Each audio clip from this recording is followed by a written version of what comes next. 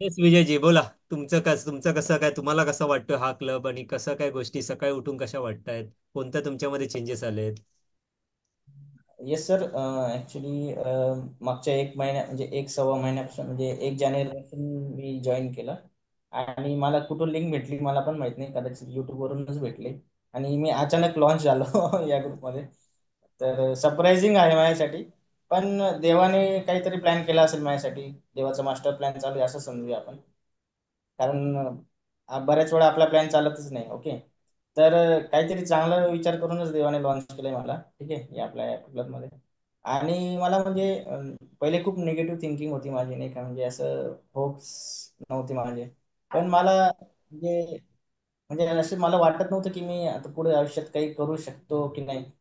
पण मला करायचंय हे माझ्या डोक्यात होतं, पण कसं करायचंय आणि असं रस्ते वगैरे क्लिअर नव्हते. पण असं हळूहळू मला काहीतरी म्हणजे असं मधून असं जाणवतं की नाही, तो थोडंसं अजून थोडी मेहनत घे, अजून थोडंसं नॉलेज घे, अजून पॉझिटिव्ह लोकांबरोबर राहा की म्हणजे पुढे अजून होईल शक्य. आणि अजून एक गोष्ट शिकलो की जास्त वेळ वाट बघू नका कोणत्याही गोष्टीची. म्हणजे नाही का की आपल्याला हे स्टार्ट करायचंय. कारण दरवेळेस आपण नाही का म्हणजे मोटिवेशन व्हिडिओ वगैरे बघून म्हणजे बऱ्याच वेळा असंच होतं. म्हणजे 90% लोकांचं होत असेल, 99%चं होत असेल की मोटिवेशन व्हिडिओ वगैरे बघतात ते.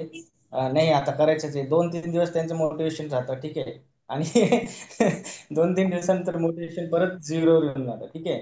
म्हणजे एक प्रकारे ते कसं आहे की आपण युद्धाला तयार होतो आणि कपडे वगैरे घालतो, तलवार वगैरे तयार करतो आणि युद्धाच्या मैदानावरच जात नाही, परत रिटर्न येतो. म्हणजे असं चालूच राहील, नाही का. आणि म्हणजे आणि आपल्याला जर काही मिळवायचं आहे तर हे प्रयत्न आपल्यालाच करावे लागतील, ठीक आहे. आता लहान मुलगा जर म्हणजे चालता चालता पडला तर काही लगेच चालायचं सोडून देत नाही, ठीक आहे. तो परत उठतो, परत चालायचा येस. प्रयत्न करतो.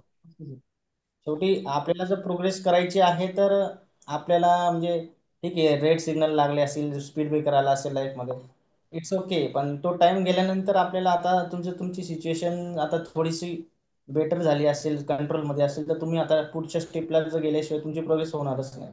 आणि ती स्टेप तुम्हालाच घ्यावी लागेल. तर जास्त वेळ वाट न पाहता तुम्ही पुढच्या स्टेपला जा, असं म्हणायचं आहे. आणि बाकी छोटे छोटे फायनान्शियल टिप्स म्हणजे सेव्हिंग्स, इन्व्हेस्टिंग, बाकीचे जे फायनान्शियल कन्सेप्ट असतात की मिनिमम इमर्जन्सी फंड पाहिजे, लाईफ इन्शुरन्स पाहिजे, नंतर हेल्थ इन्शुरन्स पाहिजे. आणि सेव्हिंग हॅबिट जे आपण करतो नाही का पिगी बँक एक्सरसाइज मधून, ती ऍक्च्युली हॅबिट छोटी आहे, पण तिचे म्हणजे व्हॅल्यू खूप आहे. जेव्हा तुम्ही म्हणजे एस आय पी आत्तापासून स्टार्ट करा आणि जेव्हा 15-20 वर्षानंतर ती एस आय पीची ताकद बघाल ना, ते त्याच्यानंतर तुम्हाला समजेल की आपण ही छोटीशी सेव्हिंग ची ताकद काय आहे, ते तुम्हाला 15-20 वर्षानंतर समजेल. सो लॉंग टर्म गोल आहे, म्हणजे लॉंग टर्म गोलचं मार्गदर्शन भेटतं याच्यामध्ये. आणि आपण हळूहळू काय म्हणा की फायनान्शियल फ्रीडम कडे चाललो आहे. हे गायडन्स या क्लब मधून भेटलं मला. Thank you, thank you, thank you Vijayji. तुमच्या तुमच्या ही भावना आम्हाला कळालेल्या, तर थँक्यू व्हेरी मच.